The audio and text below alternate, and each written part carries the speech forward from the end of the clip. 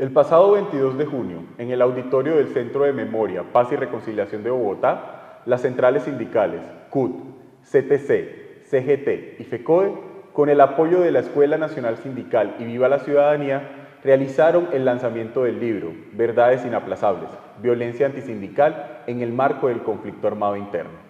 Este espacio sirvió para conmemorar el primer año de la entrega del informe final de la Comisión de la Verdad. El lanzamiento contó con el apoyo de diferentes organizaciones de cooperación internacional, como el Fondo Noruego para los Derechos Humanos. Bueno, este evento representa un acontecimiento histórico para el movimiento sindical colombiano. Primero, porque estamos hablando de un sujeto sindical que se reconoce como uno de los colectivos más perseguidos, más victimizados en Colombia y que además representa la historia del movimiento sindical más victimizado a nivel mundial. En segundo lugar, porque este sujeto decide apostarle a la construcción de verdad y a la construcción de paz, participando en el sistema integral de paz. Dentro de ese sistema integral de paz encontramos la Comisión de la Verdad y la Jurisdicción Especial para la Paz. Entonces es supremamente importante que el movimiento sindical haya depositado su narrativa, su relato ante estas dos instancias de la justicia transicional. Y en tercer lugar, representa un hecho histórico porque es la primera vez en el mundo que una Comisión de la Verdad se pronuncia y elabora un informe sobre violencia antisindical y justamente en este caso representa el caso colombiano. Bueno, los principales hallazgos del informe Verdades Inaplazables, que habla de la violencia sindical en el contexto del conflicto armado colombiano, hecho por la Comisión de la Verdad, es el enorme impacto que conocíamos que el enorme impacto que ha tenido la guerra y la violencia política en contra del movimiento sindical.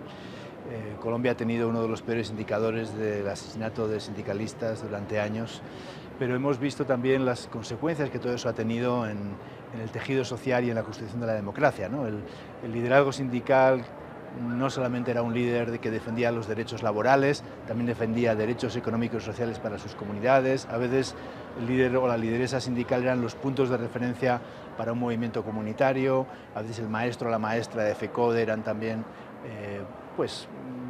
puntos clave en la organización de la comunidad. Sindicalistas han sido concejales, han sido miembros de organizaciones cívicas de otros ámbitos, y el asesinato de sindicalistas, el terror producido en el movimiento sindical, ha tratado de desestructurar, digamos, toda esa experiencia muy positiva, la participación democrática de la sociedad. No solo se hace a través de las elecciones, no solo se hace a través de las votaciones, se hace también a través de la participación en el sindicalismo, y eso ha sido ha tenido un impacto muy grande en el contexto colombiano, ¿no? Muchos sindicatos han desaparecido precisamente por el impacto del miedo.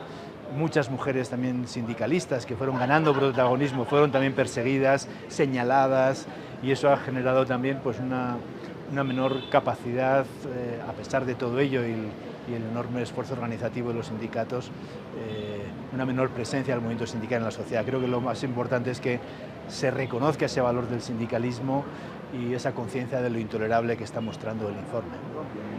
El sindicalismo en Colombia tiene un poco más de 100 años y en toda su historia ha habido violencia contra él, pero la violencia reció y se puso, digamos, mucho más fuerte contra el sindicalismo en el marco del conflicto armado.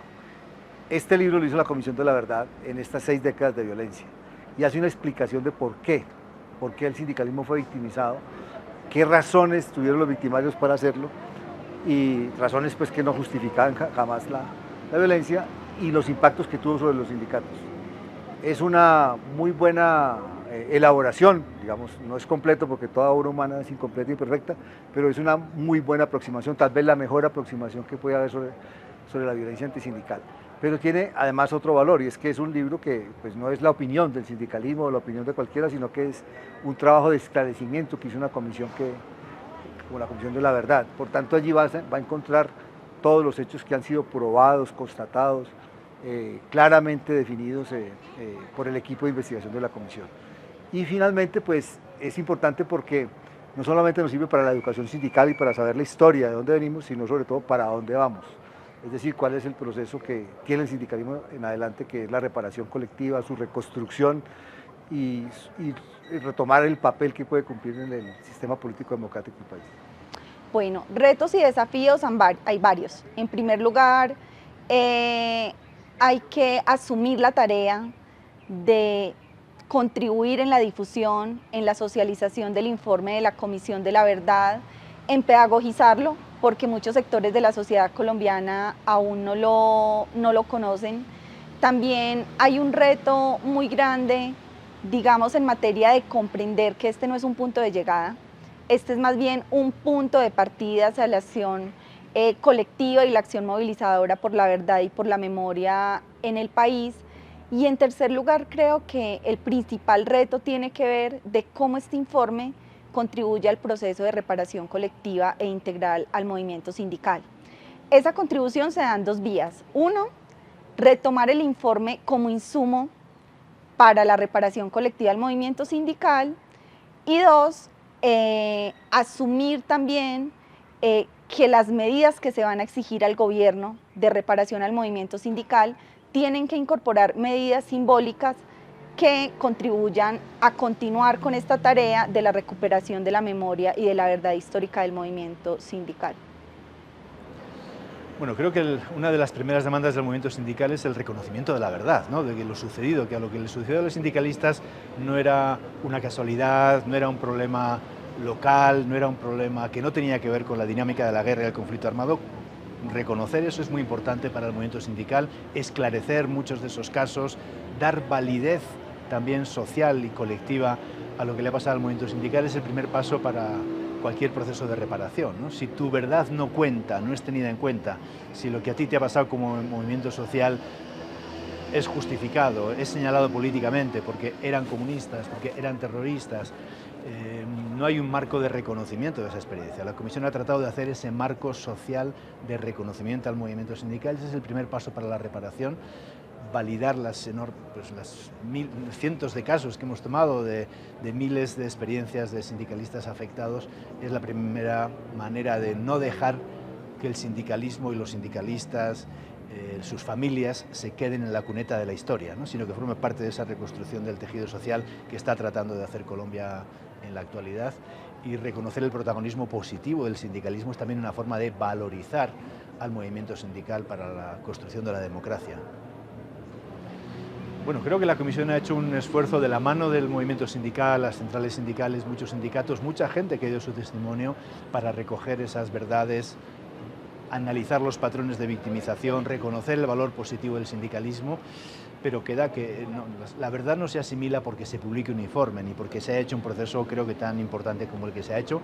Ese proceso tiene que continuar, tiene que llegar a las comunidades, a las bases, tiene que ser parte del debate dentro del movimiento sindical. Hay un reconocimiento en la actualidad del movimiento sindical como víctima colectiva, hay una propuesta de reparación colectiva que se está trabajando entre las diferentes centrales. Me parece que eso marca el camino para que el informe no se quede ahí, ¿no? Sino que siga caminando, sea parte de la memoria histórica del país, del pensum educativo.